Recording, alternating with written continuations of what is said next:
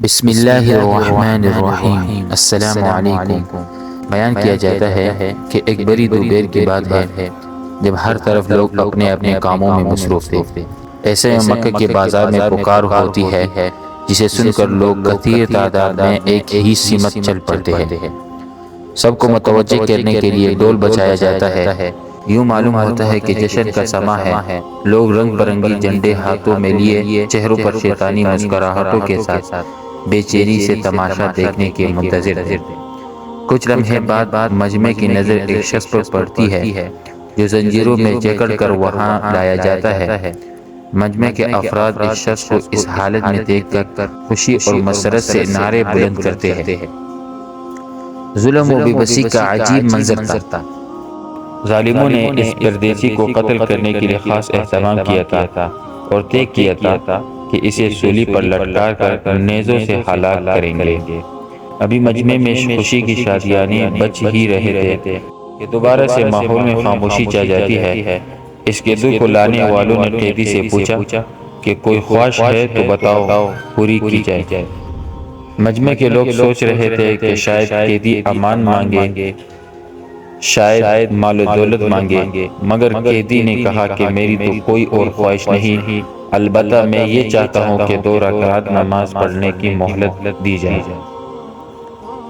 قیدی کو مہلت مل جاتی ہے۔ قیدی وہی پہ کپڑا بچھا کر قبلہ رخ ہو کر خشوع اور خضوع کے ساتھ نماز کے لیے کھڑا ہو جاتا ہے اور اپنے رب کے ساتھ رجوع ہو جاتا ہے۔ نماز مکمل کرنے کے بعد لوگوں سے مخاطب ہو کر کہتا ہے کہ میں نماز میں زیادہ وقت صرف کرتا تھا، لیکن پھر تم سمجھتے کہ میں موت سے ڈر گیا اور قتل کا وقت ڈال رہا ہوں، جبکہ ایسا بالکل نہیں ہے۔ اس کے بعد یہ قیدی بڑی دلیری اور شجاعت کے ساتھ سولی کے نیچے کھڑا ہو جاتا ہے۔ بلند آواز سے وہ قیدی چند اشعار پڑھتا ہے اور دعا کرتا ہے کہ الہی، ہم نے تیری رسول اللہ صلی اللہ علیہ وسلم کا پیغام ان لوگوں تک پہنچا دیا، اب تو اپنے رسول اللہ صلی اللہ علیہ وسلم کو میری خبر پہنچا دے۔ دعا مانگنے کے بعد قیدی نے آسمان کی طرف نظر اٹھائی اور مجمع میں موجود ہر شخص کے لیے بلند آواز بدعا کی۔ اس کے بعد قیدی نے پندہ گلے میں ڈال دیا اور موقع پر ظالموں نے دوبارہ قیدی کو ایک لالچ لیا کہ کیا تم چاہتے ہو کہ تم اپنی بیوی بچوں کے ساتھ اپنے گھر میں آرام کرو اور محمد صلی اللہ علیہ وسلم کو تمہارے جگہ سولی پر لٹکا دیا جائے۔ یہ سن کر قیدی نے بڑے جوش و جذبے کے ساتھ جواب دیا، خدا کی قسم مجھے تو یہ بھی گوارا نہیں کہ آپ صلوات و سلام کے پاؤں میں کانٹا چبھے اور میں آرام سے بیٹھا رہوں۔ بس یہ سننا تھا کہ ظالموں نے سولی کا رسا کھینچ دیا اور قیدی کو پھانسی پر چڑھا دیا۔ اس موقع پر جبرائیل علیہ السلام نے اس قیدی کا سلام رسول اللہ صلی اللہ علیہ وسلم کو پہنچایا۔ اس وقت حضرت محمد صلی اللہ علیہ وسلم اپنے صحابہ کے ساتھ ایک جماعت کے درمیان تشریف فرما تھے۔ اچانک آپ صلی اللہ علیہ وسلم پر وحی کی کیفیت طاری ہو گئی اور منہ سے بے ساختہ نکلتا ہے، وعلیکم السلام یا خبیب۔ صحابہ کرام حیرت سے آپ صلی اللہ علیہ وسلم کی طرف دیکھتے ہیں۔ آپ علیہ السلام نے ان کی حیرت باندھ دی اور مخاطب ہو کر فرمایا کہ خبیب رضی اللہ تعالیٰ عنہ کو اللہ تعالیٰ کی دشمنوں نے قتل کر ڈالا ہے۔ یہ جبرائیل امین مجھے اس کا سلام پہنچانے آئے تھے۔ خبیب رضی اللہ تعالیٰ عنہ مدینہ کی ان خوش نصیبوں میں سے تھے جنہیں ہجرت کے قبل اسلام کی سعادت ملی۔ جنگ بدر کے 313 بہادروں میں آپ کا نام بھی شامل ہے۔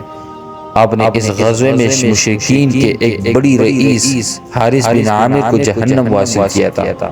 یہی آپ رضی اللہ تعالیٰ عنہ کے مسلمان ہونے کے ساتھ ساتھ دوسرا قصور تھا جس پر قریش نے آپ کو دھوکے سے قابو کر کے جس بدکرداری کا مظاہرہ کیا وہ کلی شیطانیت اور بزدلی تھی۔ ایسا فعل تو عرب کے قومی روایتوں کے بھی خلاف تھا، مگر قریش کے مشرکین جوش انتقام میں بالکل اندھے ہو چکے تھے۔